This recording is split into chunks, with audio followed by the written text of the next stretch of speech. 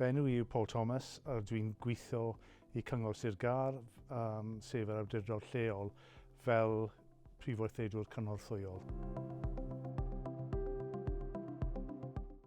Fel awdurdod lleol, mae'r Cyngor yn darparu amrywiaeth o wasanaethau i'r cyhoedd, i gynnwys addysg, gofal cymdeithasol, gwasanaethau gwastraff, buddaliadau, tai, llesiant, priffyrdd.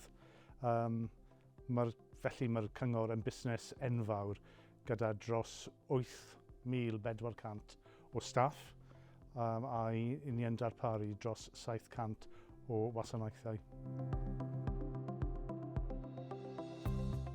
Pan fyddwn nhw'n recriwtio, ni'n edrych amdano gwerthoedd a ddaw yn sgil y person.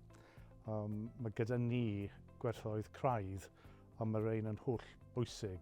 So felly, amser ni yn ystyried unrhyw cais, ni yn edrych os mae gyda'r person y sgiliau craidd hyn. Hefyd i fi, os gyda chi agwedd gadarnhaol, byddwn ni'n gallu rhoi gefnogaeth i chi ddysgu. A wedyn, naill ai drwy lwybrau ffurfiol, megis prentisiaeth na'r Academi Gofal, neu drwy ddatblygiadau anffurfiol yn y swydd.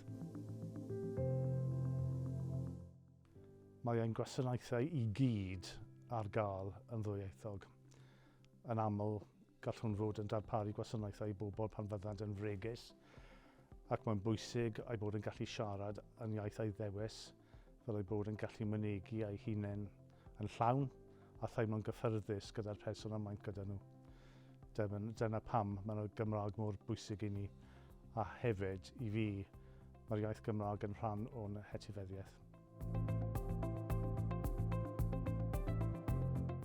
Yn benodol, gwnewch eich gwaith ymchwil. Cysylltwch gyda'r reolwr sy'n recriwtio. Gofynnwch y cwestiynau. Gofynnwch am fwy o manylder ynglyn â'r swydd. A falle tip ola, byddwch yn ofalus pan ych chi'n cyflawni'r cais i gynnwys esiamplau addas.